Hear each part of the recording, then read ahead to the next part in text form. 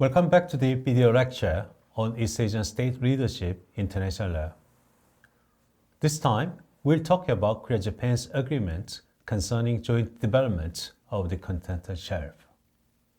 There is a song named Block 7. It's a Korean singer, Jung Nam-lee. This song was a hit in 1980.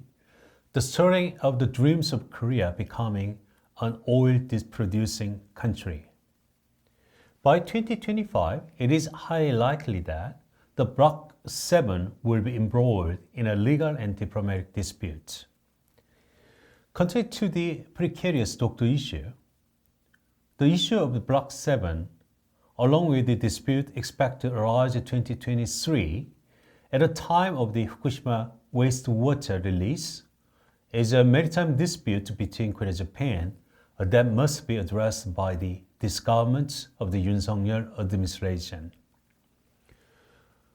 In 1969, the Economic Commission for Asia and the Far East, the so-called the ECOPE, the predecessor of the Economic and Social Commission for Asia and the Pacific, we say ESCAP, they published a report suggesting that the continental shelf of the East China Sea have very high prospects of being a rich oil reserve and that it may be one of the most prolific oil reserves in the world. Competition between the three resource-poor countries, Korea, Japan, and Taiwan, intensified in an area where maritime boundaries were not delimited. Against this backdrop, the International Court of Justice, ICJ, affirmed the natural prolongation principle in its 1969 North Sea Continental Shelf decision, under which coastal states have original right to those areas of the continental shelf which constitutes the natural prolongation of its land territory. While such a decision was unfavorable to Japan, that based its claim on the median line principle, it is favorable to Korea.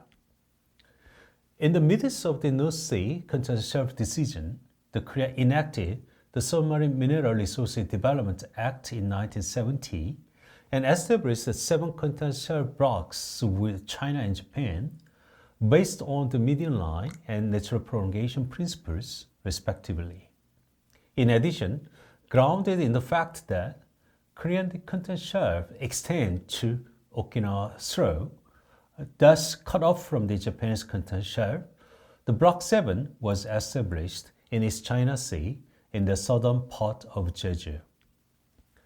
As Japan continued to demand the negotiations, in January 1974, the two countries signed the agreement concerning the delimitation of the northern part of continental shelf and the agreement concerning joint development of the southern part of continental shelf adjacent to the two countries, which became effective in June 1978.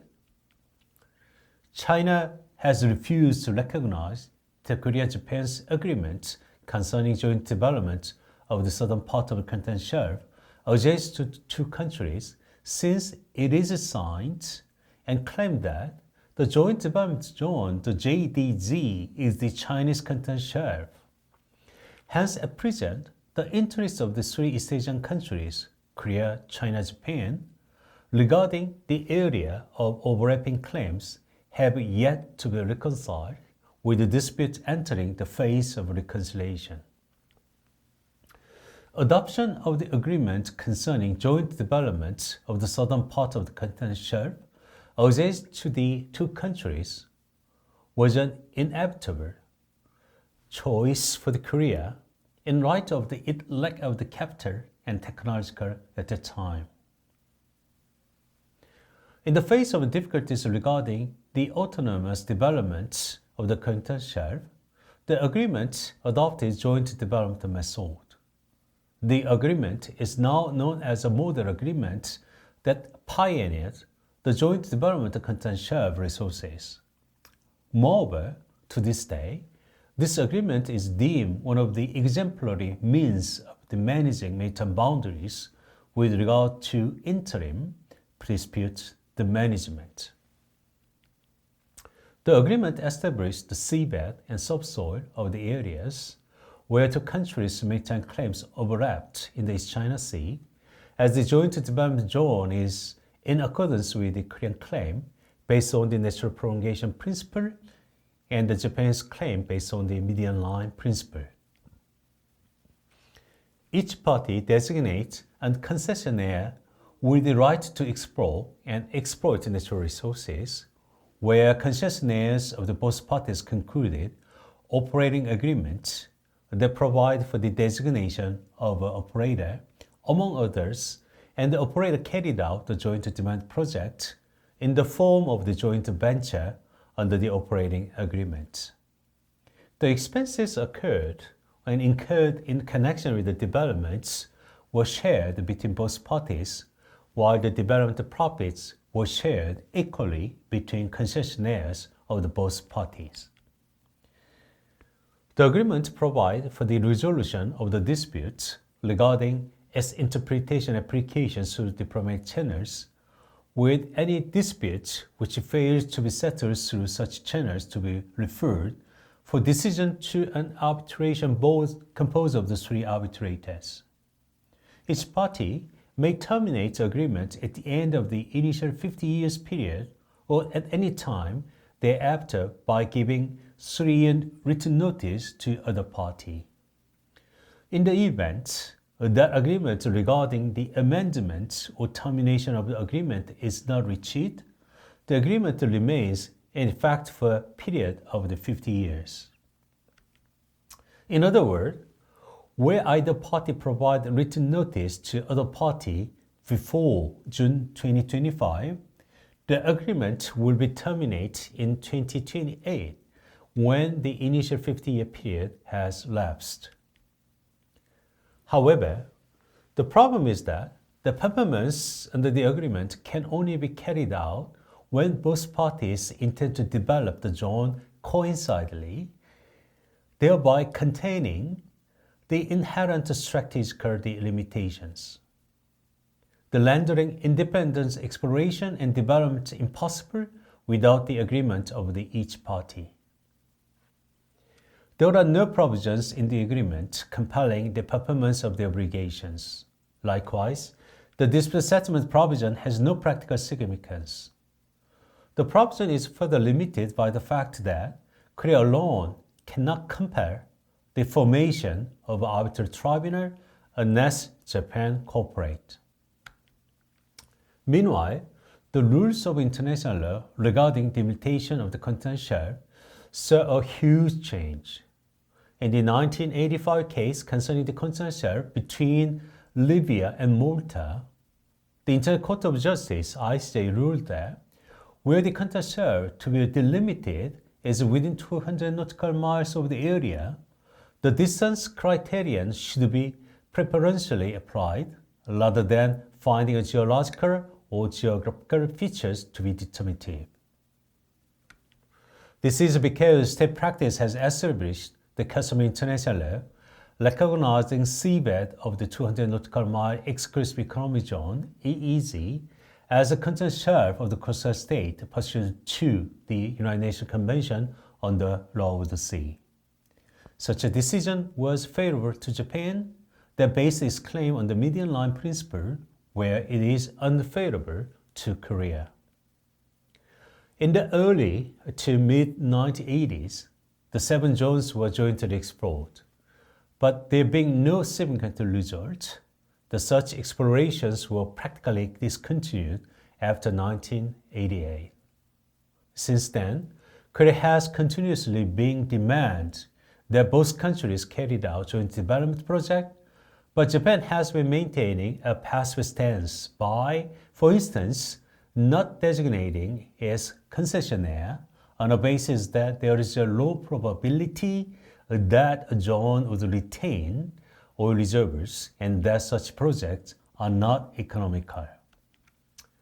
Considering that Japan can claim the median line principle in delimiting continental shelf when agreement terminates in 2028, it appears that Japan does not deem it necessary to have agreement remain in effect or to fear its obligation under this agreement. Given the current climate of the international principles, where natural prolongation principle that initially influenced the arbitral agreement between Korea and Japan has now been substantially weakened, and rule of law grounded on the distance criterion has become controlling, it is unlikely that Japan would opt for a more active stance. Japan would not want to miss the opportunity to independently secure approximately 4/5 of the 82,557 square kilometers undersea territory bounded by the Korea-Japan Joint Development Zone. On the other hand, as for Korea, such a situation called for urgent diplomatic and international legal effort to resume the joint development project and ensure the agreement to remain in effect before its termination in 2028. When the agreement terminates, it is highly likely that the Korean people would deem it as the loss of the maritime territory. Accordingly, in Korea, the various methods are being proposed to address the incumbent challenges, such as extending agreements by yielding results in developments before the termination of the agreement, as a corollary, the securing favorable position for future maritime delimitation between Korea and Japan, and claiming suspension of the performance under the agreements for violation of the agreement, international litigation in accordance with the pertinent agreement. However, since the agreement has been suspended as of present due to the Japan's refusal to perform, it is necessary to review the remedies for violation of the international law. Furthermore, the argument that the dispute should be submitted for international adjudication to urge the performance of the agreement seems a rather unreasonable construction of whether Japan's current conduct constitutes a breach of the duty under the agreement. It is well known that sovereign states exercise a wide range of discretionary authority in interpreting and applying the rights and obligations granted by the treaties under the international law. For the substantive grounds are required to support the claim that Japan incurred the state responsibility for non-performance of its obligations under the agreement with regard to the consensus that there is a low probability that the zone will retain or resolve, and that the joint development projects are not economical. It is very predictable that the East China Sea will be converted into area of the overlapping claims between Korea, China, and Japan forced termination of the agreement without legal protections such as the limitation of joint developments, as was the case prior to 1974. The local conflicts in East China Sea will provide the basis for jeopardizing the establishment of the peaceful system for use of areas of the overlapping the maritime claims. In the event that Japan and China decide to independently pursue exploration and development, it is highly likely that maritime instability will be heightened, adversely affecting the overall equilibrium of East Asia. As such, Korea must devise a comprehensive maritime foreign policy and responses the mechanism. Korea should exert effort to demonstrate that the agreement concerning the joint development of the southern part of the continental shelf adjacent to the two countries would operate as a very favorable legal protection mechanism to Japan as well, and that therefore it would be advantageous to maintain the status quo. Meanwhile, it is also necessary to emphasize vulnerability with regard to China. Moreover, Korea should convince Japan that the reasoning behind the agreement being considered one of the exemplary means of the managing maritime boundaries still resonates to this day. Block 7, the song by Jung Nam-hee in Korean singer, is highly likely to escalate into the biggest legal and diplomatic dispute between Korea and Japan after 2028. Time is running out. Thank you very much for your attention.